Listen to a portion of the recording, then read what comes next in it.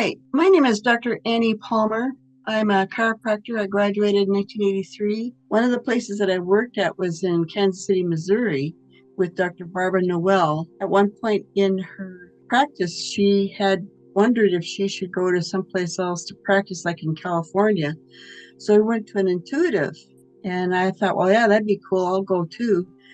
And when the intuitive came to me, she said that I will be getting involved in a very bad accident. Around the time of my fourth quarter chiropractic college, I was staying with my boyfriend at the time, and I told him I needed to borrow his car.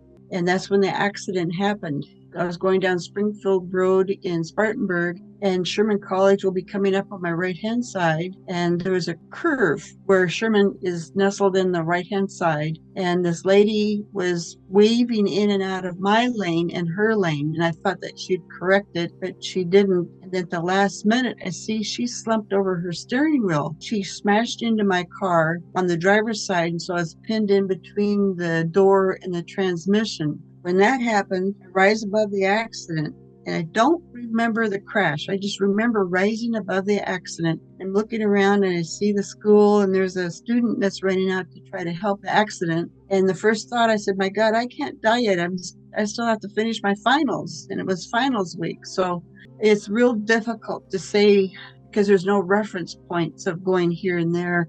It was materializing shift. We shifted into some people call it a tunnel, but it's more of an energetic transitional shift, focused frequency. Energy patterns were shifting back and forth with just love and only love. It was just a beautiful, beautiful interaction. Anyway, I kind of got shoved out on the first step of this beautiful college or university in Nirvana, Nirvana is another name for heaven. So I'm on this beautiful front porch. The door must be like 20, 30 feet tall, really thick too, but I could open it almost with my thought. So I walk into this beautiful foyer and there are 4 pillars, 2 beginning and then 2 further down the walkway, filled with lapis lazuli crystal. This type of crystal also embedded with gold, and it was beautiful. The energy inside that university was profound. It was supporting.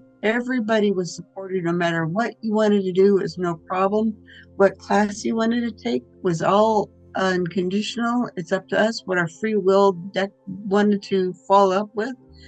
And this lady walks up, beautiful lady. She asked me what kind of class I wanted to take. I said, I don't know. You're going to have to help me because I'm really not sure what I should do. And she recommended one class, and I went in and said, no, that's not it. And I came out and I saw her talking with somebody else. And the other person directed me to where I needed to go, which was talking to a class on geometric shapes and quantum physics. And we're just a handful of people in the class. It was like a classroom. People were sitting down in chairs and desk chairs. And then it got to a point where we were using the quantum physics to help assist us in moving beyond the challenges. But then she showed me my kids. And she said, there will be some challenges with your marriage, but these are your kids, these are your children that you agreed to go down to earth and to live your life with. So that moment I said, okay, I'll go back. So she took me into a room where there was a chair, and the chair was up on a few steps. And all I had to do is just sit in this chair, because at that moment, my physical body was dying. I had fractured my left hip, and then the acetabulum, which is where your femur head meets your hip, is called the acetabulum. So all 3 of my hip bones, the acetabulum, and about 8 or 9 ribs were fractured on my left side. And I was also in a 10-day coma. My body was failing.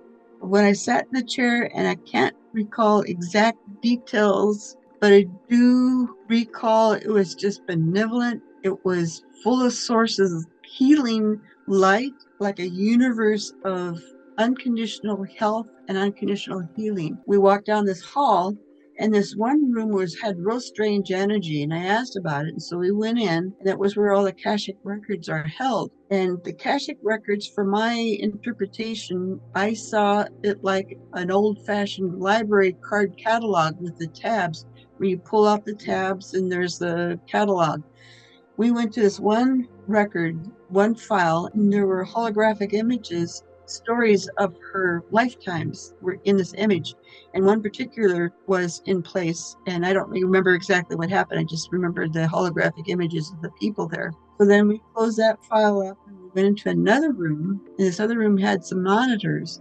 And on the monitors, we were talking about how we can transition what is in our holographic records through accessing light only, which means we can't have any access to third dimension thoughts or the limitations or the shadow thoughts or triggers or whatever it is that we have that initiates our continual perpetual lifetime after lifetime of trying to fix our karma, which led to be looking at one of the monitors where there was a whole bunch of people in this field, I don't know, about a dozen or so, and they had all cleared their karmas. Everybody was joyous. They were happy. You could see the energy.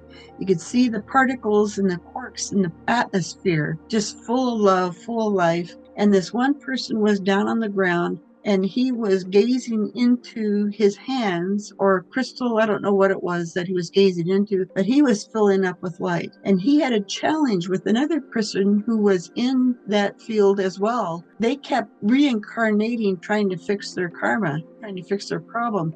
One lifetime, one would kill one, and the lifetime, the other one would kill them. And it was just a disaster, one thing after another. Well, this one guy, he finally healed all of his realization of why they were there and what the problem was and how to get rid of it. And he saw his partner in crime and went up and shook hands. And instantly, when they shook hands, their joint karma was instantly healed because they both understood why they kept going back and forth and why they were there to heal their problem. There were a number of other classes that I went to as well. Basically, just those that I mentioned were the ones that really stood out. A lot of the stuff, like the gentleman was saying, is transitioning through to me on Earth. So it's not all at once. It's taken over a number of years. When you track the light, totally refuse to pay any attention to the distracting lower densities, the lower vibrations that we're leaving, because we're leaving this density